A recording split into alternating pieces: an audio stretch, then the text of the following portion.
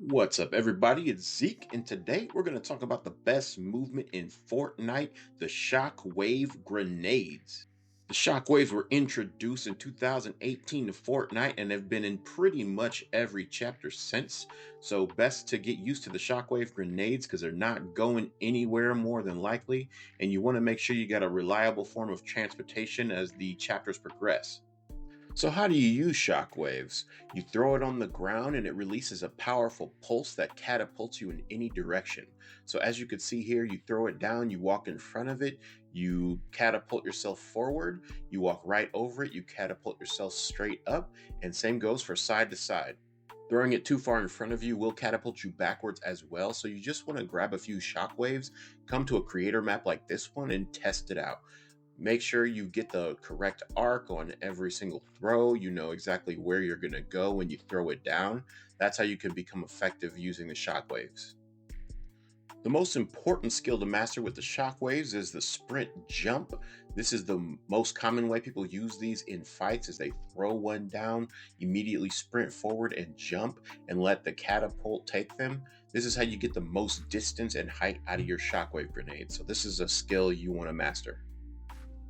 I also love these items in build mode. They can be used to break down builds and break through walls as well. If you throw the shockwave down and angle yourself at one of your opponent's builds, you can break right through and get the advantage. And this goes for pretty much any structure your opponent is hiding in, which is why I carry these items every single match. So let's talk about how you can use these items in battle. The best thing about shockwaves is they can help you close the distance between you and your opponent. So here, Banana Wrath is in a fight and I see this person's teammate coming up behind him. So I throw down a shockwave and close the distance and I land on him and I start shooting him and I've done a lot of damage before he even knows what's happening. So that's what you need to do with shockwaves. You can rush your opponent and you can get the advantage by landing damage before they know what's going on. This also works the other way around when you need to create some distance between you and your opponent. So here I got shot, I got low HP, so I used a shockwave to create some distance and heal. If I didn't have these shockwaves, I would have had to sprint and just hope that my opponent missed every shot. Instead, I was able to come back and support my teammate. And this ability to cover distance comes in huge handy when it comes to the chase. We all know when you do huge damage to somebody, they're looking for somewhere where they can heal. This is called the chase. Shockwaves help you by putting pressure on your opponent. They know you're behind them. They hear the shockwave go off. They know you're going to land on them. They see your footsteps chasing them, and they are more likely to make a mistake in this state of panic right here. And also, as you can see, if I didn't have shockwaves in this situation and my opponent did, I would have had to sprint across this entire valley. He likely would have healed and repositioned and took an advantage. Instead, I was able to finish the fight.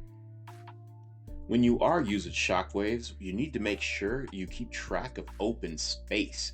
Shockwaves essentially accelerate you forward at a high rate of speed, so you need to make sure you got somewhere to go. So right here, you can see I didn't pay attention where I was going and I landed right into a tree and I'm still out in the open with 10 HP. That's not good. You need to make sure you got open space to go. The smartest way to use shockwaves is to shock into open space above you, but keeping track of where the cover is so you can immediately take cover and shift the fight to your advantage. Once you get good with the shockwaves, you can attack from above seamlessly with other items. So here I shock above my opponent and I come down with a powerful sword slash. This is a very, very difficult move to counter for my opponent because he has no way of knowing where I'm going to be. And here in this next clip, I close the distance, get above my opponent, and slash with the sword all at the same time to get the win. Thank you for watching. Post your movement tips and tricks in the comments, and I'll see y'all in the next one.